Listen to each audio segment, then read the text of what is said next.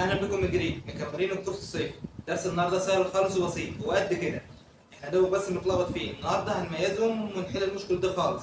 ما تخافش، تعالوا نبدا. في الفيديو ده هنتكلم عن اسمين اشاره ذيس وذات.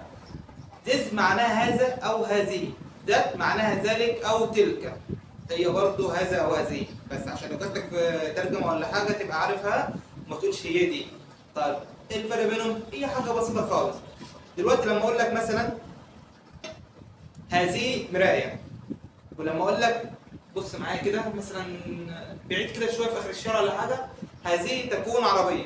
تمام؟ قلت لك ايه؟ هذه مرايه وهذه عربيه. لو جينا ترجمناها انجليزي مش هنحط ذيس او ذات كده وخلاص، مش هتبقى دقيقه. طيب ذيس بستخدمها لما اشاور على حاجه قريبه.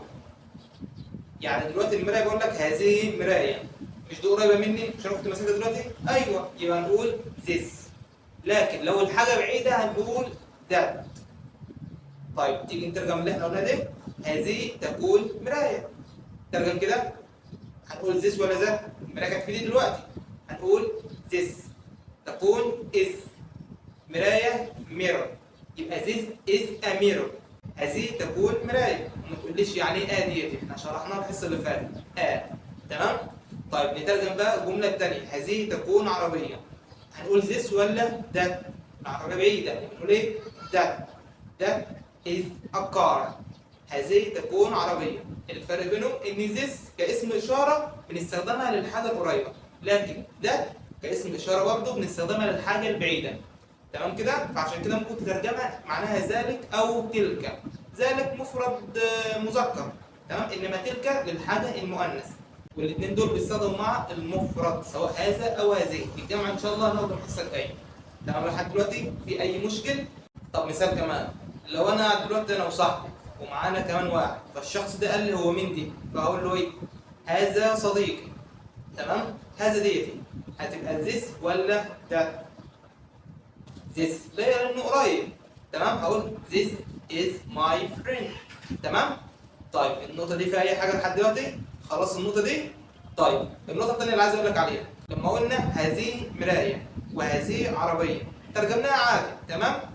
طيب لو عايز اقول لك هذه المرايه مثلا تكون جديده، واقول لك مثلا هذه العربيه مثلا غاليه، هنقولها ازاي؟ بص انا وعدتك في الكورس ان احنا مش هنقعد نفكر ونتعب نفسنا في التفكير ونحل معادلات والغاز والكلام ده. حكايه سهله خالص. لما قلت لك هذه تكون مرايه قلنا ايه؟ This is a mirror، صح؟ طيب عايز اقول هذه المرايه، هقول this مراية يعني ايه؟ ميرور. هقول طب الالف واللام ده نحط مثلا ده؟ لا، هتسيبها زي ما هي، يبقى this mirror. تمام؟ هذه المراية. طالما حطيت اسم الاشارة وبعدين يبقى هنسيب الكلمة زي ما هي، مش هنحط أي حاجة. this mirror is مثلا نو جديدة. ده كار، هذه العربية. تمام كده؟ زي ما هي، مش هتضيف أي حاجة. is expensive مثلا. يبقى خلاص الشرح. this او ذات معناهم هذا او هذه. this بتستخدم للحاجه القريبه، ده كاسم اشاره بتستخدم للحاجه البعيده. لما عايز اقول مثلا هذا او هذه يبقى نحط اسم الاشاره this او ده ومعاه الكلمه على طول. تمام؟ مع الاسم يبقى this او ده، لما بيجي بعدها الاسم يبقى هذا هذه بس كده. لو فهمت اعمل لايك وسبسكرايب، لو ما فهمتش اعمل شير، ولو عندك اي سؤال اكتب في التعليقات وانا برد عليك، ولو لقيت اي حد عايز يستفيد ممكن تعمل له منشن. صحيح الجامعه هناخده الحصه الجايه في فيديو تاني لوحدي. سلام.